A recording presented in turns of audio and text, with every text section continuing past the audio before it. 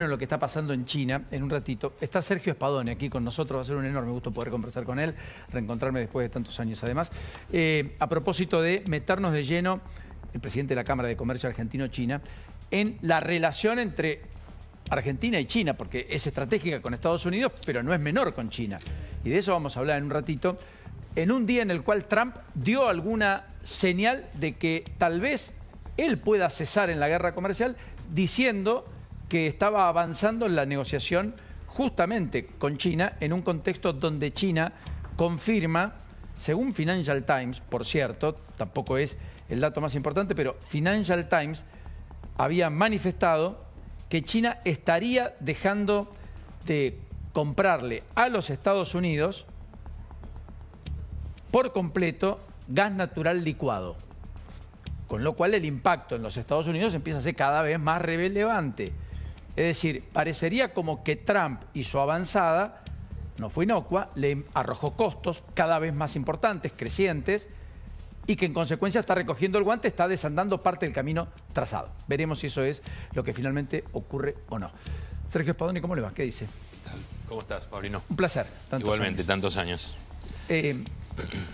Primero, ¿empioja esta guerra comercial, claro, para toda la fluidez comercial que había sido creciente en los últimos años entre Argentina y China? No, yo creo que no. No. Creo que nos favorece. ¿Por qué? Creo que hay una oportunidad. Porque, bueno, por ejemplo, China nos compra el 80% de la carne que producimos. Y creo que el hecho de, por ahí, complicarnos o que se le complique a la Argentina un mercado como los Estados Unidos va a permitir que haya más. Yo creo que no hay más venta de carne a China hoy porque no dan los volúmenes. O sea, China es muy demandante, es nuestro principal socio comercial en carne, y creo que este tipo de medidas en donde la suba de aranceles para un mercado importante para la Argentina también, de carne como Estados Unidos, puede generar nuevas oportunidades en China. ¿Cuál es el flujo comercial hoy que tenemos? Hoy con China tenemos unos 18.000 millones de dólares en 2024. Si lo dividimos en tres, si tuviésemos tres cajas, dos las tiene China y una nosotros. Es decir, China nos compra unos 6.000 millones de dólares y nosotros le compramos 12.000 millones. ¿Qué le compramos básicamente? Básicamente le compramos motocicletas, artículos electrónicos, aire acondicionados, partes para equipos electrónicos que se ensamblan en la Argentina. O sea, insumos, máquinas. Bienes intermedios. Bienes intermedios, pero también le compramos máquinas, y como puede ser máquinas viales, líneas de producción, y cada vez más, porque China está produciendo cada vez con mayor calidad, ¿no? Equipos confiables y a precios muy competitivos. O sea, la industria automotriz china de hoy no tiene nada que ver con la de hace 15 años. No, absolutamente. Y aparte China ha tomado el rumbo, en el 2030 China tiene que dejar de producir autos a combustión y producir solo autos eléctricos. Y hoy China multiplica por 6, estaba haciendo la cuenta, la cantidad de autos eléctricos que hay en el resto del mundo. Es decir, o sea, en términos relativos, realmente China se ha volcado a los vehículos eléctricos. ¿Cómo es el régimen de Xi Jinping? ¿Vos viviste en China cuántos años? 14 años.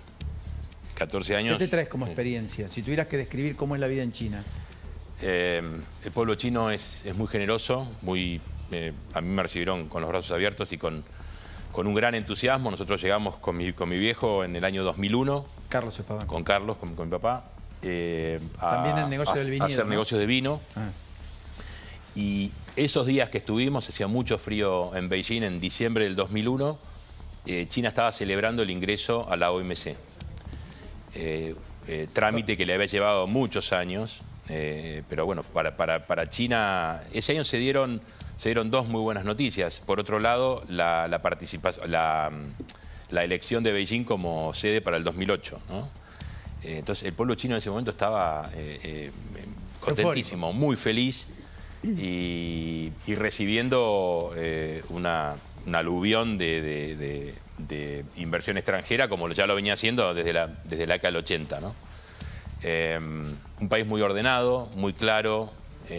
Yo siempre cuento que lo que a nosotros nos pasó en China como empresarios y hasta como familia viviendo en ese país siempre fue positivo, es decir, nunca hubo una norma o alguna disposición que hiciera que perdiéramos algún tipo de libertad para comerciar, para transferir dinero. A los vaivenes argentinos, allá no encontraste ninguna restricción a tu desenvolvimiento. Cuando yo volví a la Argentina en enero del 2017, China era un país mucho más libre que la Argentina en términos de poder comerciar. Después, bueno, después se empeoró. En términos económicos, nunca hablamos del término político. Hablo en términos económicos. En términos sociales, familia, personas viviendo allá, nosotros vivimos muy bien, tranquilos, seguridad absoluta. ¿La educación es pública o privada?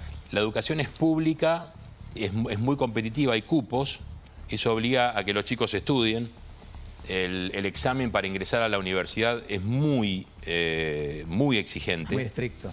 La familia se pone detrás del alumno, del hijo, del nieto, para que dé bien, porque eso le cambia la vida. O sea, entrar a una universidad que no es totalmente gratis, en China le asegura al joven un futuro profesional y económico. Entonces la familia se encolumna detrás del joven que da el examen y es un hito en la familia ese examen y que puede ingresar, dándolo bien, que puede ingresar a la universidad, ¿no? Y Carlos, en ese país que tiene control de natalidad, que ya dejó de ser el país más poblado del mundo porque lo ha pasado la India,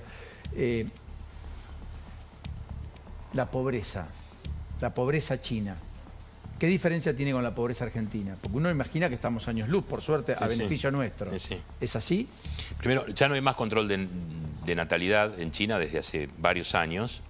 Lo que hay es un estilo de vida donde los chinos, ya esto pasa en Europa y pasa en muchísimos países, en donde ya en algunos países la tasa es negativa. Correcto. En China los jóvenes recién casados se acostumbran a tener un hijo solamente y viven por él y trabajan para él. Eso por un lado. Después, con relación a... ¿Qué otra consulta me habías hecho? La pobreza. Digo, la pobreza. Bueno, es muy buena la pregunta. China, ¿Cuántos consumen, cuántos no consumen? China generó ¿Cuántos están pauperizados? en los últimos 25 años el fenómeno más grande de la historia de la humanidad de cambio o de avance social. Sacó de la pobreza a 500 millones de personas. ¿Cuántos? 500 millones de personas que dejaron de ser pobres y pasaron a ser una clase media que consume. ¿Consume qué cosas? Todo. A ver, consume... ¿Autos compran? En China, sí, por supuesto. ¿Tiene acceso a crédito para comprar la casa? Sí, totalmente. Y de hecho, las dos cosas que acabas de mencionar sí, 130 millones de chinos salen del país todos los años. No hay restricciones para eso. Y ese es uno de los puntos que nosotros tenemos que aprovechar, el turismo.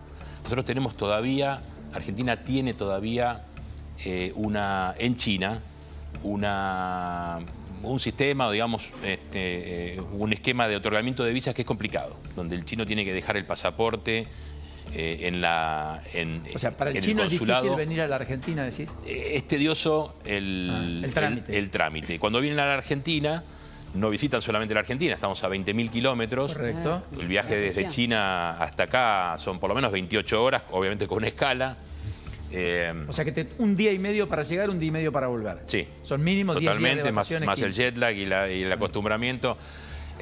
Y el chino que viene a esta región a visitar la Argentina no viene a visitar solamente la Argentina. Normalmente visita Uruguay, Brasil, Chile, Perú.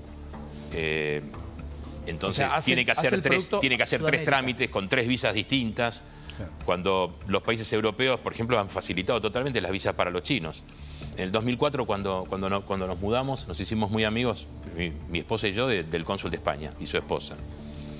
Y estaba en un proceso de apertura de un nuevo consulado, habían alquilado un nuevo edificio, los españoles, en Beijing, y estaban llevando en ese momento 20 empleados administrativos de la Cancillería española para incorporar a esa nueva oficina. ¿Para qué? Bueno, habían hecho un convenio con China, en donde el otorgamiento de visas era mucho más simple. Entonces iban, ya prevían un aluvión de chinos que querían viajar a España. Y le digo, ¿pero cómo es esto, Carlos? Se llamaba el cónsul. Dice, hemos hecho las cuentas. Dice, igual que Francia. ¿Cuánto deja un turista chino cuando viaja en Correcto. hotel, gasta en efectivo, comidas, etcétera? Porque aparte es un turista que gasta. Es un turista que le gusta ir a un buen hotel, comer muy bien, y comprar souvenirs, comprar regalos para la familia. Bueno, habían hecho la cuenta y históricamente la cantidad de chinos que se habían quedado en España era un número irrelevante al lado de la cantidad de turistas que podían Estás hablando de un llegar. país que pone mucho acento en el turismo, explica casi el 20% del Francia hizo lo bruto. mismo. Bueno, Francia hizo lo mismo, correcto, claro. Teniendo en cuenta que París es una ciudad de las más cosmopolitas después de Nueva York del mundo. Si Así no es.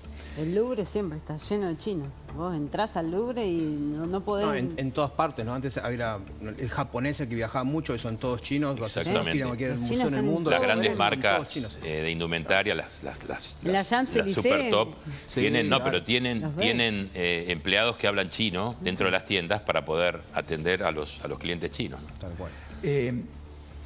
Alguien me pregunta, que está viéndonos, ¿el financiamiento con las hidroeléctricas está zanjado o no en la Patagonia, en Santa Cruz? Todavía no está resuelto el problema. Con lo cual tenemos una obra lamentablemente. inconclusa. La Jorge Zeparnik y Néstor Kirchner. Así es. ¿Y tiene que ver la frialdad, entre comillas, en la relación entre los países? Definime vos si es frío, si no es tan frío. No, ahí hubo... La verdad que hubo algunas metidas de pata en los sucesivos gobiernos porque este fue un acuerdo que se firmó en el último gobierno de Cristina Kirchner. Sí. Cuando asumió Macri se continuó la obra, pero siempre hubo peros y renegociaciones en los contratos. Se intentó sacar una de las represas, bajarle la capacidad bajarle la capacidad de generación y después se dejó de pagar. Lo que hay hoy es un problema contractual donde Argentina dejó de O sea, pagar Argentina incumplió y Sí. los chinos dicen hasta acá, entonces no financiamos más. esa obra. Esa, pero después tienen obras por cuántos miles de millones de dólares. ¿O no hay Nosotros tanto? calculamos en la Cámara, se ha hecho un muy buen trabajo de varias comisiones y calculamos en los últimos 15 años inversiones por 30.000 millones de dólares Desde China. desde China en la Argentina. Y te insisto en esta pregunta, ¿la relación hoy es fría, es tibia? No, es buena. ¿Es buena? La relación con China es muy buena. Independientemente de la alianza estratégica y todas las definiciones políticas de Milei respecto La a relación, Estados la Unidos relación y se Trump. puede medir en la cantidad de negocios que se están haciendo. Se puede medir también. El año pasado China aprobó el protocolo para que exportemos trigo. El protocolo de carne se viene ampliando todos los años, es decir, al principio se podía vender solo cortes premium sin hueso, después se podía vender y solo congelado, solo fresco. Correcto. Después congelado, después con hueso, media res. Se están negociando menudencias, pero el último año se firmó, se puede exportar sangre, hueso. O sea, cada vez podemos aprovechar más la vaca para exportar a ¿El vino China, argentino ¿no? está en las góndolas? El vino argentino está, ahí Pregunta tenemos... algo que sabés seguramente. Ahí tenemos un déficit, es el negocio que me llevó a vivir a China. Hay mucho por hacer con el vino, hay oportunidades que hemos perdido. China tuvo unos problemas con Australia, en donde hubo una limitación de ingreso del vino australiano a China en el 2021 y no supimos aprovechar Los vinos chilenos están ganando un poco la parada, ¿no? Bueno, Chile y Australia tienen tratado de libre comercio con China. Ni más ni menos. Entonces, un importador chino, al ingresar vino chileno o australiano, paga 0 de arancel, nosotros pagamos 14. Ni más ni menos. Hay un enorme mercado y China como mercado, como consumidores, es uno de los pocos mercados del mundo que crece, donde crece el consumo de vino. Gracias, Sergio, como siempre, enorme placer. A ustedes, muchas gracias. Y hasta la próxima. Nos hemos quedado escuchando atentamente. Sí, es un muy especial, pero súper interesante. que hablamos mucho de Estados Unidos porque tenemos mucha cercanía y afinidad, porque es Occidente, porque además hay una alianza estratégica de parte del presidente, porque nos es más afín. Conocemos menos de China, pero pasan todas estas cosas que